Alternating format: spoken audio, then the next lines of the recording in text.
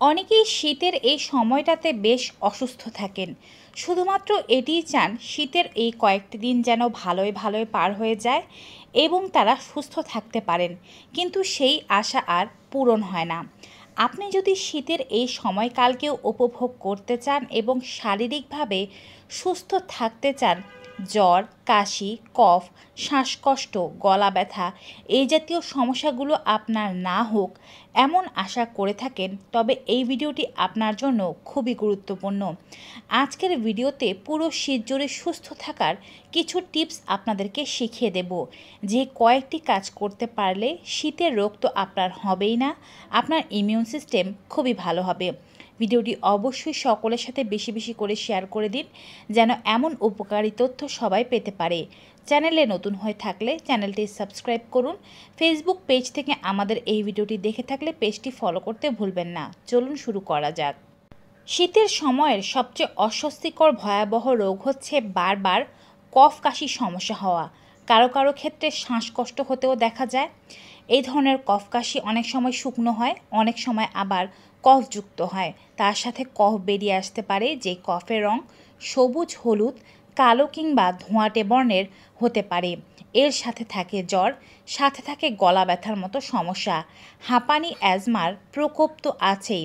শ্বাসনালীর এই ধরনের ইনফেকশনগুলো শীতের সময় বেশি পরিমাণে বেড়ে যায়, যার কারণ হচ্ছে প্রকৃতিতে অনেক প্রকারের ইনফেকশন থাকে, যে ইনফেকশনগুলো বারংবার আমাদেরকে আক্রমণ করতে থাকে। তাই আমাদেরকে সতর্কতার সাথে কিছু কাজ করতে হবে। যাদের ঠান্ডা লাগার ধাত রয়েছে তারা কিন্তু শীতের দিনের গোসল সারবেন 10টা থেকে 11টার মধ্যে। আর এটি ভাববেন না যে শীত মানে গোসল করব না, গোসল করা যাবে না। এতে করে কিন্তু আরও নানান রকম ব্যাকটেরিয়া, ভাইরাসের শিকার আপনি হবেন। যদি প্রতিদিন গোসল করতে ইচ্ছে না করে তীব্র শীতে, সেক্ষেত্রেও অন্তত পক্ষে ভালো সাবান জল দিয়ে হাত মুখ ভালোভাবে ধুয়ে নিন। একদিন বাদে একদিন স্নান করার চেষ্টা করবেন। খুব ঠান্ডা লাগলে স্নানের জল হালকা পরিমাণে গরম করে নিতে পারেন। আর স্নানের পরে সময় থাকলে আধা ঘন্টা রোদে দাঁড়াবেন, এতে কিন্তু শরীর বেশ উত্তপ্ত হয় এবং ভালো থাকে।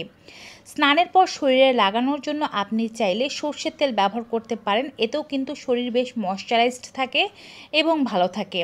এখন একটি রেমেডির কথা বলছি, যে রেমেডিটি বানিয়ে রাখুন এবং পুরো পরিবারের মানুষ এই রেমেডি সেবন করুন, পুরো শীত জুড়ে সুস্থ থাকতে পারবেন। রসুন কুচি করে কেটে নেবেন। রসুন অবশ্যই দেশি রসুন হতে হবে। রসুন কুচি করে কাটার আগে ভালোভাবে ধুয়ে তারপরে কিছুক্ষণ পর্যন্ত এটিকে বাতাসে রেখে দেবেন, খোসা ছাড়িয়ে। 10 মিনিট রাখার পরে রসুনগুলো কুচি করে কেটে নিন বা গ্রেটারে খুব মিহি করে গ্রেট করে নিন। এবারে খাঁটি মধু নিয়ে নিন। একটি কাচের পাত্রে মধু দিয়ে রসুনগুলো দিয়ে ভিজিয়ে রাখুন। অন্তত 6 থেকে 12 ঘন্টা ভিজিয়ে রাখার পরে এটি সেবন উপযোগী হয়ে যাবে। তারপরে আপনি কিন্তু চাইলে এটিকে ফ্রিজের নর্মাল টেম্পারেচারে রেখে ব্যবহার করতে পারেন, তবে খাওয়ার পূর্বে অবশ্যই এটিকে নর্মালে এনে তারপরে খেতে হবে, অর্থাৎ ফ্রিজ থেকে বের করে ঘন্টা 2 রেখে তারপরে খেতে হবে। আপনি এই রেমেডি যদি পুরো মাসেরটা বানিয়ে রাখতে চান, সেক্ষেত্রে সপ্তাহখানেকের রেমেডি আপনি বাইরের টেম্পারেচারেই রাখতে পারেন। বাকি রেমেডি বানিয়ে আপনি ফ্রিজে রেখে দিন, তারপরে যতটুকু প্রয়োজন সপ্তাহখানেকের পরিমাণ বের করে করে ব্যবহার করুন। যদি আপনার কোনো সমস্যা না থেকে থাকে, তারপরেও প্রতিদিন এখান থেকে 1 চা চামচ পরিমাণে রেমেডি আপনি সেবন করবেন। আর যদি সমস্যা থাকে সেক্ষেত্রে সকালে একবার, বিকেলে একবার 1 চা চামচ করে দিনে 2 চা চামচ সেবন করবেন। আর নিয়মিত আপনি চা পান করুন, কফি পান করুন, যাই পান করুন না কেন, একবেলার চা অবশ্যই র চা বা লাল চা হতে হবে। সাথে কিছুটা পরিমাণে আদা কুচি ও লবঙ্গ দিয়ে ফুটিয়ে এই চা পান করুন। এতে করে আপনার ইমিউন বুস্ট হবে। কণ্ঠনালীতে কোনো ইনফেকশন থাকলে তা দূর হবে। দেহে প্রদাহ থেকে থাকলে তা দূর হবে। আপনার কিন্তু জ্বর, সর্দি, কাশি, কফ, গলা ব্যথার মতো সমস্যাগুলো বারংবার ফিরে আসতে পারবে না। আর কিছু ছোট্ট ছোট্ট রুলস আছে, এগুলো মেনে চললে কিন্তু ভালো ফলাফল পাওয়া যায় শীতের মৌসুমেও।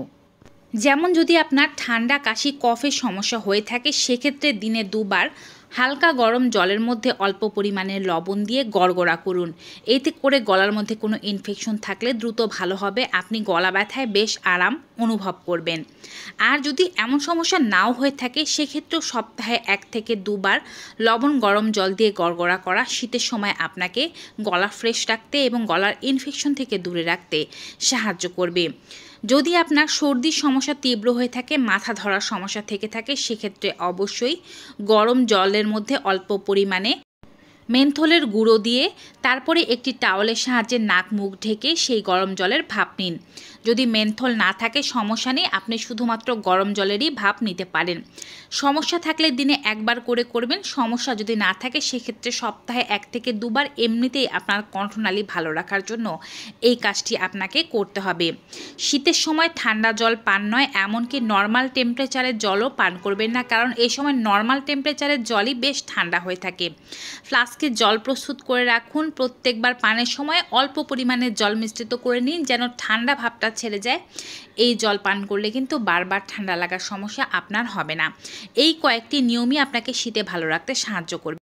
আশা করছি ভিডিওটি ভালো লেগেছে। ভালো লেগে থাকলে সকলের সাথে বেশি মাত্রায় শেয়ার করে দেবেন। বিদায় নেব। ভালো থাকুন, সুস্থ থাকুন। Good bye and take care.